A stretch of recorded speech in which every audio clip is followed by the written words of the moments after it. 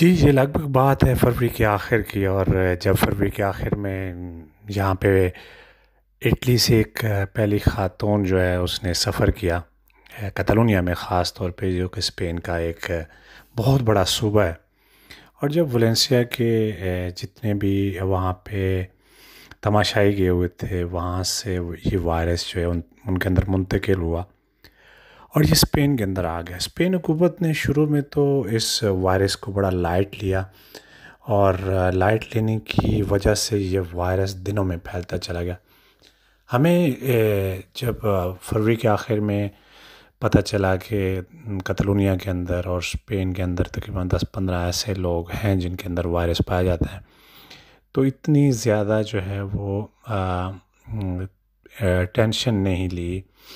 یہاں کی حکومت نے، نہ ہی انہوں نے کوئی ایسے خاص اقدامات کیے۔ بعض اوقات تو کتالان حکومت یہ کہتی رہی اسپین حکومت کو کہ آپ فوراً جو ہے لاک ڈاؤن کریں کئی علاقوں کو،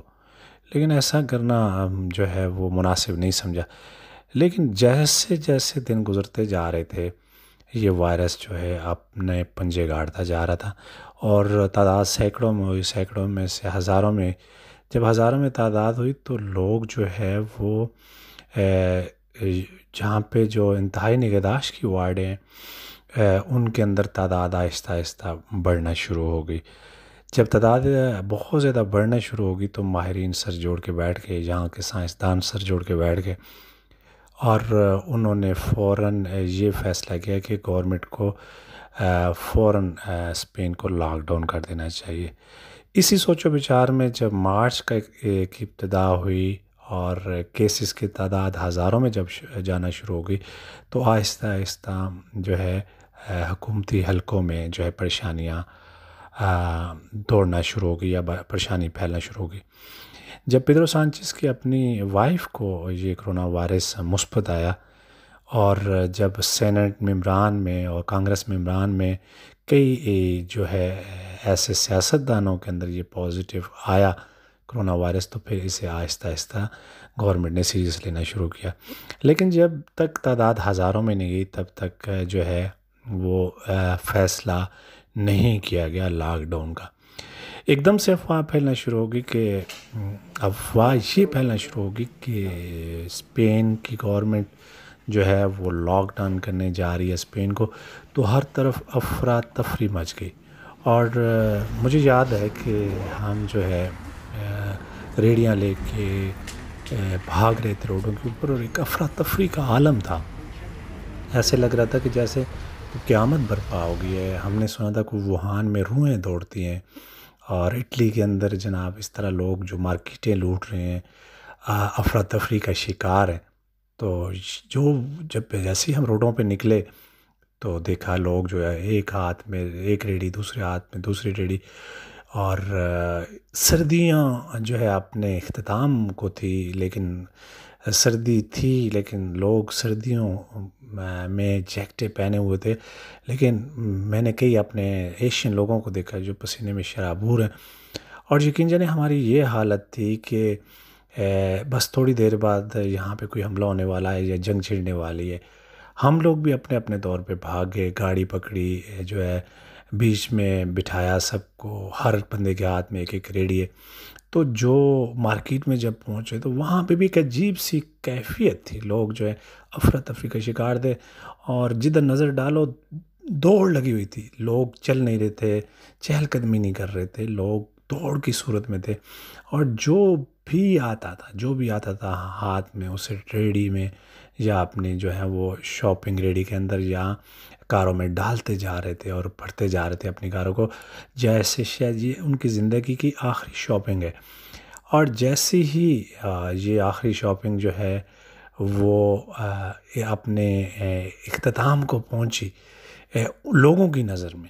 کہ یہ شاپنگ شاید ہماری آخری شاپنگ ہے، وہ اختتام کو پہنچی، وہ اختتام کو پہنچتے پہنچتے یا شاپنگ کو کرتے کرتے مجھے یاد ہے کہ 3 سے 4 گھنٹے لگ گئے، اور جیسے ہی ہم گھر آئے تو ساتھ ہی پیدرو سانچیز کی طرف سے اعلان ہو گیا جی ایمرجنسی نافذ کر دی گئی ہے۔ جیسے ہی ایمرجنسی نافذ کر دی تو ہم دکانوں پہ تھے، جب اعلان ہوا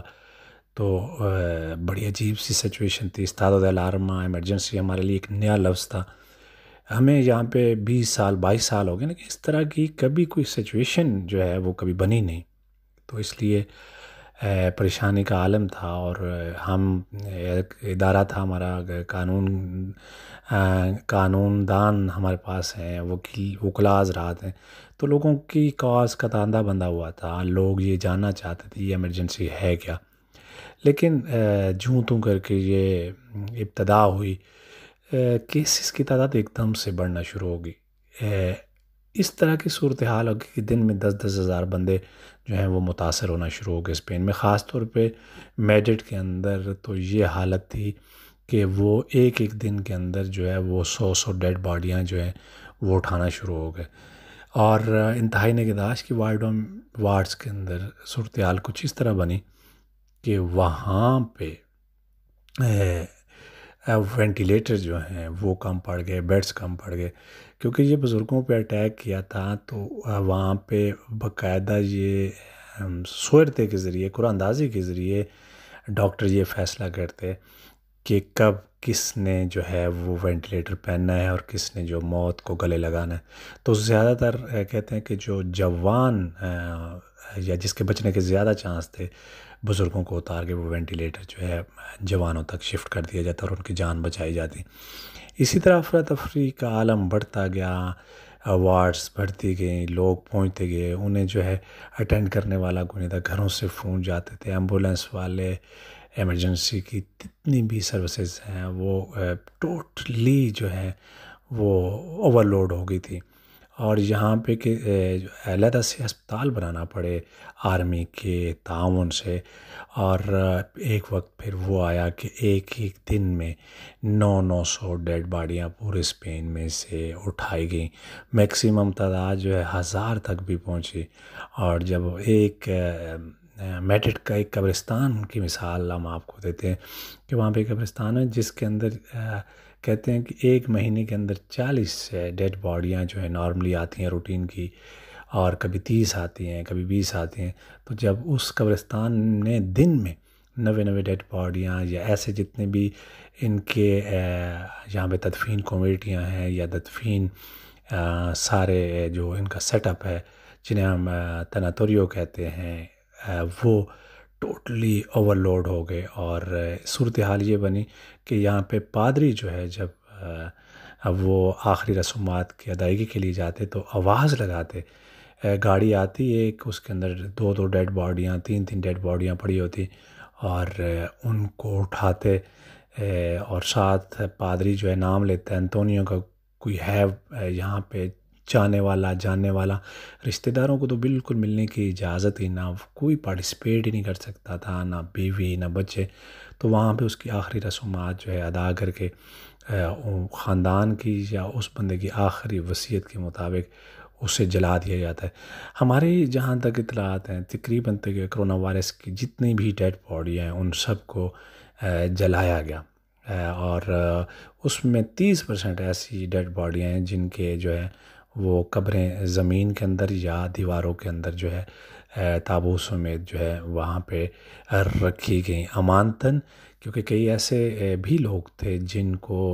بالکل ان کے فیملیز کے ساتھ کوئی روابط نہیں تھے، اور ایسا عالم تھا کہ پادری آتا، وہ ایک قطار میں کھڑے ہو کے سب کو نام لیتا اور اپنی آخری جو مذہبی رسومات ہے، کیونکہ عیسائیت یہاں پہ زیادہ تر مذہب ہے، ویسے تو اس ملک کے اندر اسپین کے اندر کوئی مذہب نہیں ہے، لیکن عیسائیت کے زیادہ پجاری ہیں اور ان کو ماننے والے ہیں، تو پادری آتے چرچ میں سے اور آواز لگاتے کوئی ہے اس کا رشتہ دار، تو وہ ڈیڈ باڈیاں آگے کی طرف نکل جاتی۔ تدفین کا عمل بھی 24 گھنٹے جاری رہتا وہاں پہ، جو خاص طور پہ مستری حضرات ہیں جو قبریں جو ہیں بنی ہوتی ہیں ان کو، اور تابوت جو بنے ہوتے ہیں ان کی کمی کی وجہ سے، پتھر کی کمی کی وجہ سے انہیں دوسرے علاقوں سے بھی جو ہے مستری منگوانے پڑے اور کارپینٹر منگوانے پڑے۔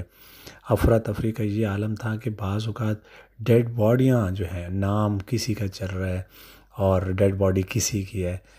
ہاتھ لگانے سے جو ہے یہاں پہ ڈرتے تھے، اور ہر ایک کی یہ کوشش ہوتی تھی کہ جتنی جلدی ہو سکے اس ڈیڈ باڈی سے جو ہے وہ کسی نہ کسی سے اسی طرح پیچھا چھڑایا جا سکے. ایک مردہ انسان بھی زندہ انسان کے لیے خطرہ بن رہا تھا. یہ سچویشن جو ہے وہ عجیب و غریب ہوتی چلی گئی، کیونکہ خوف و ہراس تھا جو ہر طرف پھیلتا چلا گیا، اور ایسا لگ رہا تھا کہ اب بس اگلا ٹارگٹ ہم ہوں گے. ہر طرف موت ہی موت نظر آ رہی تھی، اور مسلسل ہم جو ہے لگاتار جو ہے 55 دن جو ہے وہ لاک ڈاؤن کے اندر رہے. اور لاک ڈاؤن کے اندر رہنے کے بعد آپ ذہنی کیفیت کا اندازہ کر سکتے ہیں. بچے لاک ڈاؤن رہے، بڑے لاک ڈاؤن رہے. زندگی جو ہے وہ شاید کسی نے سوچا بھی نہیں تھا. کمرے سے کچن سے حال سے کمرے. یاد رہے کہ اسپین اور یورپ کے اندر جو مکانات ہوتے ہیں، جو چھوٹے چھوٹے جو ہے فلیٹ ہوتے ہیں، وہ 35 میٹر 40 میٹر 55 میٹر ہوتے ہیں، اور بڑی مشکل سے اس کے اندر 2 یا 3 بندے آ سکتے ہیں، رہ سکتے ہیں، یا اپنا گزارا کر سکتے ہیں، وہ بھی بڑی مشکل سے. تو یہ 55 دن کے بعد جب اموات کم ہونا شروع ہوئیں اور متاثرین کی تعداد کم شروع ہونا ہوئی، تو کچھ نہ کچھ جو ہے سب سے پہلا جو ہے انہوں نے وہ سٹیپ اٹھایا. انہوں نے یہ کہا کہ سب سے پہلے جو ہے بچوں کو نکالا جائے گھروں سے. تو بچوں کو نکالا گیا آہستہ آہستہ، بڑوں کو بھی اب اجازت دے دی گئی ہے. اب بازار کی کچھ نہ کچھ رونقیں واپس نظر آ رہی ہیں، اور ایک خوف جو ہے وہ ختم ہو چکا ہے، جو پہلے دن یا پہلے ہفتے وہ خوف پایا گیا ہے. اور اب مریضوں کی تعداد بھی دن بدن کم ہو رہی ہے، اور ساتھ ساتھ اموات میں بھی انتہائی کمی آئی ہے. یقیناً ایک ایسا وقت گزارا ہے ہم لوگوں نے، وہ قیامت کی نشانیوں میں سے ایک نشانی سمجھیں، جب انسان اپنی جان بچانے کے جو ہے وہ در پہ ہو. اور مجھے یاد ہے کہ ماسک ڈھونڈنے کے لیے 10 جو فارماسیز جو ہے وہ گھومنا پڑتی تھی. گلوز جو ہے اس کے پیچھے لوگ جو ہے ایک گلوز کے ڈبے کے پیچھے، ایک ڈبے کے پیچھے جو ہے 100 یورو دینے کے لیے تیار تھے، اور ایک ماسک جو ہے وہ 10 یورو کا بکا. اور ماسک جو ہے لوگ رو رو کے جو ہے وہ ایک دوسرے سے التجا کرتے، کاش ہمیں ماسک دے دو، ماسک دے دو. پہلے دنوں میں تو ایسے رہا جیسے ماسک جو ہے وہ کوئی سونے کی چڑیا ہو، اور دستانے گلوز جو ہیں وہ کوئی جو ہے پیتل کی کوئی یا اتنی کوئی مہنگی دھات کی کوئی چیز ہو جو کہ نایاب پائی جاتی تھی. خوراک میں ٹیشو پیپر، باقی کوئی ضروریات زندگی کی چیزیں مارکیٹ سے کچھ عرصہ غائب ہو گئی، تو سب کے ذہنوں میں یہ آیا پتہ نہیں دوبارہ ہمیں یہ چیزیں ملیں گی یا نہیں. لیکن یہ ہے کہ یہاں پہ میڈیکل پیرامیڈیکل سٹاف اور جتنی بھی اسینشیل سروس دینے والے لوگ ہیں، ہمارے ایشین ٹیکسی والے، اس کے بعد سپر مارکیٹ والے، جو بھی پبلک سرونٹ ہیں یہاں پہ، خاص طور پہ پبلک ٹرانسپورٹ جو ہے، اپنی زندگی کو رسک میں ڈال کر انہوں نے ہمیں واپس زندگی کی خوشیاں لوٹائی ہیں. اور یقیناً ہم جو ہے جتنا خراج تحسین پیش کریں، خاص طور پہ کئی ڈاکٹر حضرات، نرسز، اور 40% جو ہے یہاں پہ پیرامیڈیکل سٹاف جو ہے وہ انفیکٹ ہو چکا ہے اس کرونا وائرس کی وجہ سے، لوگوں کا علاج کرتے کرتے. اور یہ لوگ پھر بھی باز نہیں آتے، پھر بھی پیچھے نہیں ہٹتے، یہ جانیں دینے کو اپنے کو تیار ہیں. اور کئی لوگ، کئی ڈاکٹر، کئی نرسیں، کئی پیرامیڈیکل سٹاف کے لوگ جو ہیں اس کرونا وائرس کا شکار ہو گئے، لیکن کسی کا ابھی تک دل نہیں دھڑکا، کوئی پیچھے نہیں ہٹا. اور یہی وجہ ہے کہ آج اسپین جو ہے وہ کرونا وائرس سے نکلتا نظر آ رہا ہے. امید کرتے ہیں کہ یہ چھوٹی سی رپورٹ آپ کو پسند آئی ہوگی. ہمارے چینل کو سبسکرائب کرتے رہیں. انشاءاللہ ہم نئی ویڈیو لے کر آپ کی خدمت میں دوبارہ پیش ہوں گے. خدا حافظ.